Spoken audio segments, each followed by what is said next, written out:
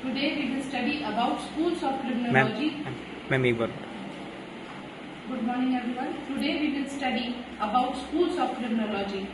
So this is a subject in which we are going to study basically about the crime, nature of crime, the causation of crime, types of crime and how the criminals are made. तो देखा जाए तो अलग अलग प्रकार के जो thinkers रहते हैं, there are different types of philosophers, thinkers, criminologists who have given their opinion about how the criminals are made or how they are born or how do they become a criminal, how a person becomes a criminal. So there are different theories and all these theories, if we categorize them, they are called as the schools of criminology. So basically we will be discussing about 5 schools of criminology today in this class. Please note down. First we are going to discuss about the pre-classical school. Second is classical school of criminology. Third is neoclassical school of criminology. Then positive school of criminology. And the last one is sociological school of criminology. Sociological school of criminology.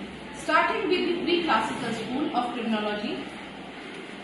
This was the school which was set up in 17th and 18th century.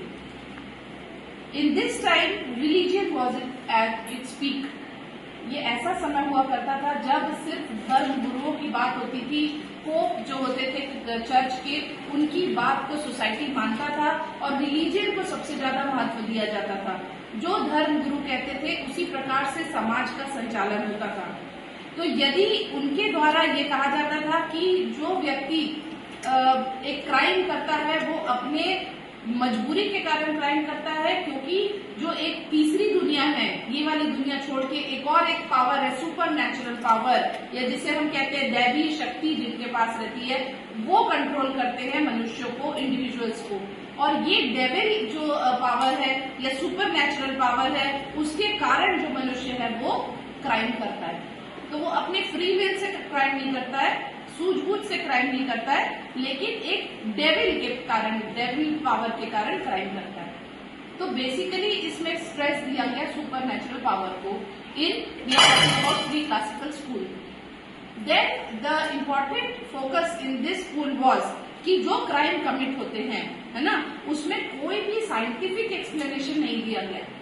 ये नहीं देखा गया कि किसने crime किया है, कब crime किया है, क्राइम सीन कैसा था, इन्वेस्टिगेशन, ये जो साइंटिफिक एस्पेक्ट्स हम जानते हैं क्राइम के बारे में, वो चीजों को स्ट्रेस नहीं दिया गया और पूरी चीजें उस पर डाल दी गई कि ये जो हो रहा है वो सब सुपर नेचुरल पावर के कारण हो रहा है. तो जो क्रिमिनल्स होते हैं उनके द्वारा ये कहा जाता था कि जो क्रिमिनल्स हैं they get distracted from the right path and they commit crime.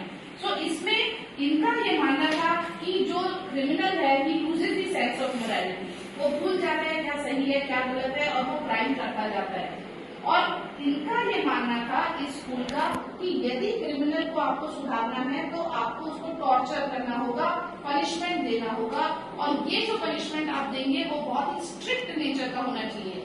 यानी कि खौलते पानी में फेंक दिया जाए, गर्म तेल की कढ़ाई में उसका सिर डुबा दिया जाए, पत्थर से मारा जाए. तो यानी कि कठिन से कठिन टॉर्चरस पनिशमेंट की इसमें बात की गई, क्योंकि वो एक डेटरेंट स्टैब्लिश करेगा, एक एग्जाम्पल स्टैब्लिश करेगा समाज के लिए, और समाज के जो अन्य लोग हैं उस क्रिमिनल को देखते हुए कि ये सजा होती है क्राइम में, उन लोग दोबारा हिम्मत नहीं करेंगे क्राइम करने की. तो ये जो कंसेप्ट जो आज मैंने आपको बताया वो बेसिकली था प्री क्लासिकल स्कूल के बारे में. सेकेंड स्कूल जो क्रिमिनोलॉजी का है वो है क्लासिकल स्कूल ऑफ क्रिमिनोलॉजी, और ये 18th सेंचुरी में स्टार्ट हुआ. इसके जो सपोर्टर थे वो बेक्केरिया थे, बेक्केरिया, और इन्होंने प्री क्लासिकल स्कूल का जो कंसेप्ट है उसको रिजेक्ट किया, ये बोलते हुए कि कोई डेविल शक्ति, डीमंस, ऐसा कुछ भी नहीं होता है, कोई सुपर नेचुरल पावर नहीं होते है. मनुष्य यदि क्राइम कर रहा है तो वो अपने फ्री विल के कारण कर रहा है, यानी उसका जो दिमाग है वो इतना परिपक्व है मनुष्य का कि वो जानता है वो क्या सही है क्या गलत है, और वो सब सोच समझ के क्राइम करता है. एक मनुष्य जब सोसाइटी में रहता है, यदि उसको पैसे की जरूरत है, उसे मालूम है कि वो नहीं कमा सकता, तो वो चोरी करता है, किडनैपिंग करता है, रैंसम करता है, लेकिन वो फ्री विल से यानी अपने दिमाग से काम करता है. और इसीलिए उन्होंने जो दिया वो दिया प्लेजर एंड पेन प्रिंसिपल पे। इसका ये मतलब होता है कि यदि कोई क्रिमिनल है उसको प्लेजर मिलेगा तभी वो क्राइम करता है, और जो पेन है उसको, क्रिमिनल को पेन से कोई मतलब नहीं है, उसको कोई लेना देना नहीं है कि आप जो विक्टिम है उसको कितनी असुविधा होगी कि क्या उसके साथ होगा, उसको कोई मतलब नहीं रहता। तो ये जो थ्योरी है बेसिकली इसने पहली थ्योरी को रिजेक्ट किया, और हर स्कूल जो मैं आज आपको बताऊंगी, पांचों स्कूल अपने प्रीवियस स्कूल को रिजेक्ट करते हुए, क्रिटिसाइज करते हुए उन्होंने नए कंसेप्ट डेवलप किए। तो इस स्कूल का मानना है कि जैसे प्री क्लासिकल स्कूल में होता था कि टॉर्चरस पनिशमेंट दिया जाए, आग में डाल दिया जाए, गरम तेल, पत्थर, ये सारी बात होती थी, इसमें ये बोला गया कि punishment should be directly proportional to the intensity of crime. जितना क्राइम रहेगा उतना पनिशमेंट मिलना चाहिए मनुष्य को। यदि किसी व्यक्ति ने मर्डर किया है तो आप उसे फांसी की सजा दोगे, लेकिन यदि किसी ने किसी के थप्पड़ मारा है या चोट पहुंचाई है या कुछ हानि पहुंचाई है उसकी प्रॉपर्टी को, तो आप उसको डेथ पेनल्टी नहीं दोगे, क्योंकि मर्डर जो है वो ग्रीवियस ऑफेंस है, तो उसके हिसाब से उसका पनिशमेंट होएगा, और चोरी या हर्ट जो छोटा ऑफेंस है उसका पनिशमेंट उसके हिसाब से होना चाहिए। तो इस स्कूल को भी आगे चल के क्रिटिसाइज किया गया।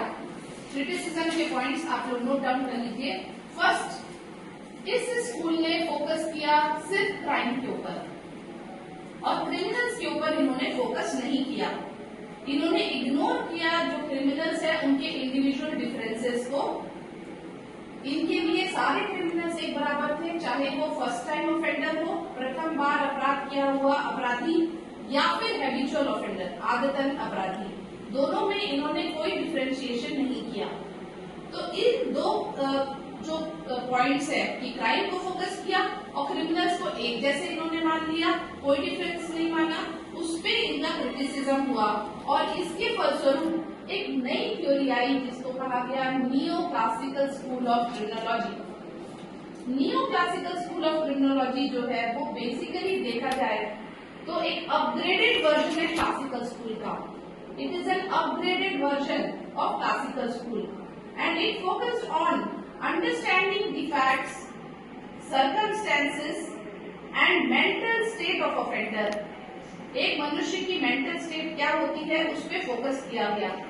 कैटेगरीज की यदि हम बात करें तो नियो क्लासिकल स्कूल ने बहुत अच्छे तरीके से डिवाइड किया ऑफेंडर्स को, 5 भागों में डिवाइड किया। पहला कहा गया फर्स्ट टाइम ऑफेंडर, जो प्रथम बार अपराध करते हैं। दूसरा बोला गया हैबिचुअल ऑफेंडर्स, जो आदतन अपराधी होते हैं। तीसरा बोला गया माइनर या इनसेन। चौथा बोला गया इडियट, जिनका दिमाग नहीं रहता है, इडियट। तो first time offender, habitual offender, minor, insane and idiot, इस प्रकार से 5 कैटेगरीज ऑफ ऑफेंडर्स के बारे में बात की गई नियो क्लासिकल स्कूल में। और इसमें भी बोला गया कि पनिशमेंट जो है वो ऑफेंस के हिसाब से होना चाहिए, और कैटेगरी ऑफ ऑफेंसेस के हिसाब से इन्होंने स्ट्रेस किया। इसके बाद जो स्कूल आया उसका नाम था पॉजिटिविस्ट स्कूल। पॉजिटिविस्ट स्कूल प्रत्यक्षवादी अपराध शास्त्र की जो अवधारणा है, ये 19th सेंचुरी में डेवलप हुआ ये स्कूल, और इसके 3 मेन प्रवर्तक या फाउंडर माने जाते हैं। सबसे पहले थे सीज़र लोम्बोर्सो, दूसरे गैराफेलो, और तीसरे एनरिको फेरी। तो जो लोम्बोर्सो है ना, इन लोगों ने प्री क्लासिकल और नियो क्लासिकल के जितने भी कंसेप्ट थे, free will concept, devil concept, सबको इन्होंने इग्नोर कर दिया और रिजेक्ट किया, और बोला कि ऐसा कुछ नहीं होता है, हर चीज अलग अलग कॉज के कारण होती है। तो सबसे पहला आप लोग नोट डाउन करिएगा, लोम्बोर्सो ने क्या कहा। लोम्बोर्सो ने ये बोला कि जो क्रिमिनल्स हैं दे आर बॉर्न क्रिमिनल्स, यानी कि he made stress on the biological factors of criminality. Biological factors वो इम्पोर्टेंट है एक आदमी को क्रिमिनल बनाने के लिए। और इनका मानना था कि जो अपराधी रहता है उसमें बहुत इंफीरियरिटी कॉम्प्लेक्स रहता है आम जनता की तुलना में, और वो सोसाइटी से धीरे धीरे कटता चला जाता है और फिर वो अपराध की दुनिया में एंटर कर जाता है।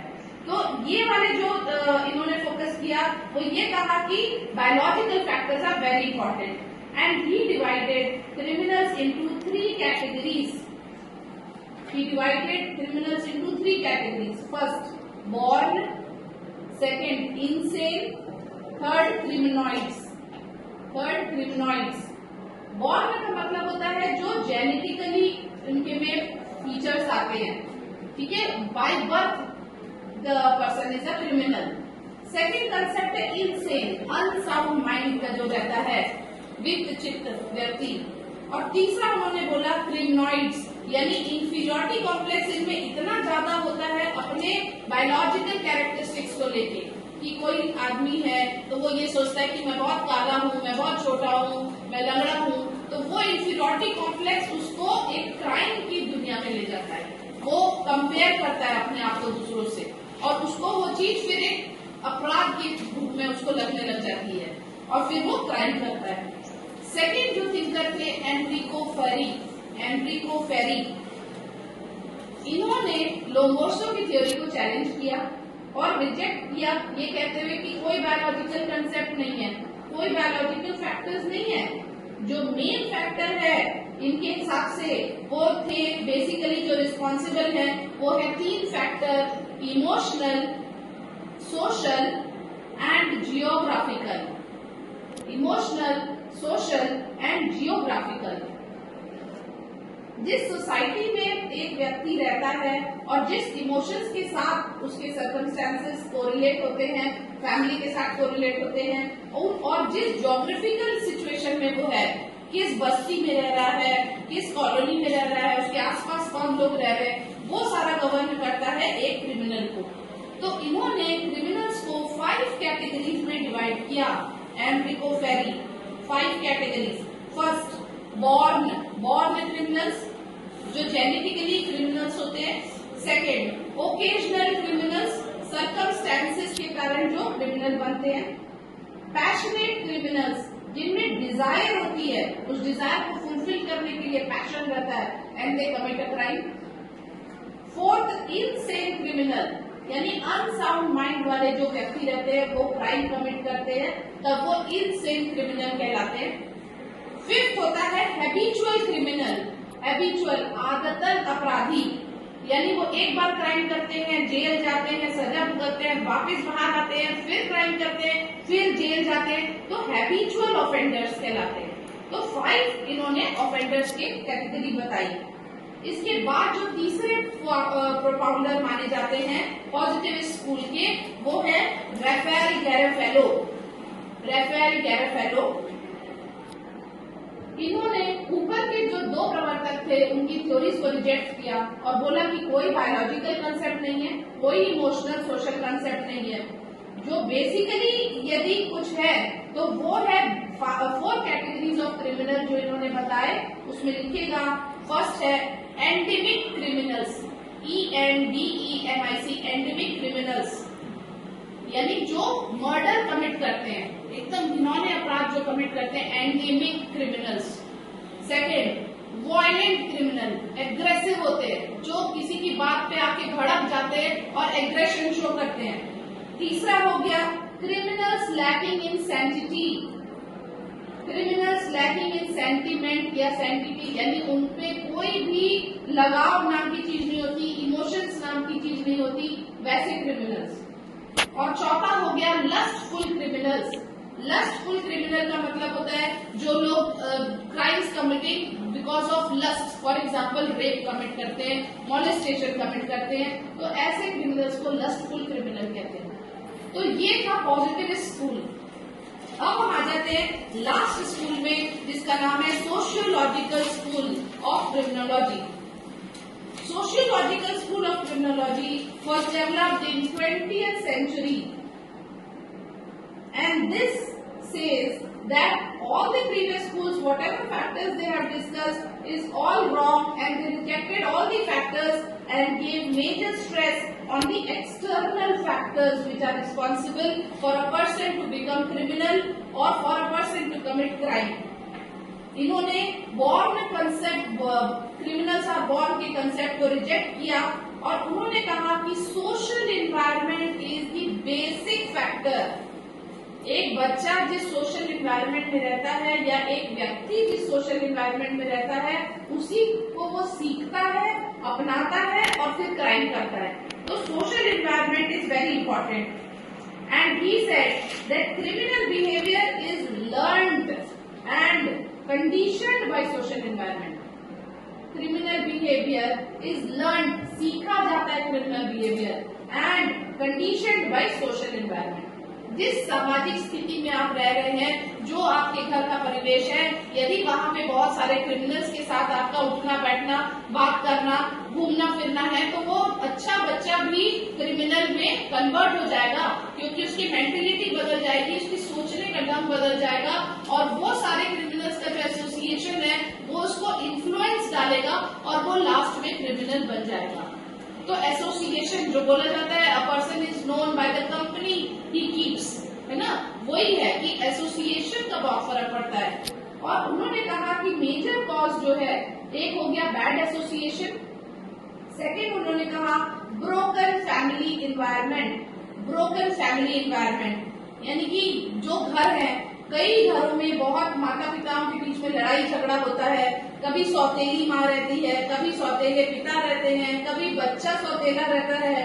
तो हर सिचुएशन में बच्चे के साथ यदि कुछ गलत व्यवहार हो रहा है, अब्यूजिव बिहेवियर हो रहा है, मारपीट हो रही है बच्चे के साथ, या वो बच्चा देख रहा है अपने माता पिता को लड़ाई झगड़ा करते, मारपीट करते, या अपने घर में एक बहुत ही उसको गलत एनवायरनमेंट मिल रहा है, उसके चाचा बुआ सब लड़ रहे हैं, तो ये जो इम्पैक्ट पड़ता है उस बच्चे का, उसकी मेंटेलिटी पे पड़ता है और वो सोशल एनवायरनमेंट जो है वो बहुत डिपेंड करता है कि एक व्यक्ति किस रूप में क्राइम करता है। तो यहाँ पे बेसिक फोकस जो दिया गया स्कूल में वो सोशल फैक्टर्स पे दिया गया। तो therefore it is called as the sociological concept और सोशियोलॉजिकल स्कूल ऑफ क्रिमिनोलॉजी। तो आज हमने डिस्कस किए 5 स्कूल। सबसे पहला था pre classical school of criminology, second था क्लासिकल स्कूल ऑफ क्रिमिनोलॉजी, तीसरा था classical school of criminology, fourth was positivist school of criminology and fifth was sociological school of criminology. So this was the entire concept of criminology and the schools of criminology. Because in criminology we will be discussing about the crime, the causation of crime, what are the factors which lead to a crime, whether it be poverty, unemployment, mobile phones, environment, different factors we are going to read, and then what are the types of criminal, जैसा हमने आज भी देखा, first time offender, habitual offender, insane offender, lustful offender, different varieties of criminal. Similarly, there are different varieties of crime, white collar crime, crime against women, crime against children, है ना, terrorist activities, organized crime, different crimes are there, crime against body, crime against property. तो ये सारी चीजें हमको criminology में पढ़नी रहती हैं। तो आज का हमारा सेशन आज यही खत्म होता है। We have discussed about the schools of criminology and in next class we will be talking about types of crime. Thank you.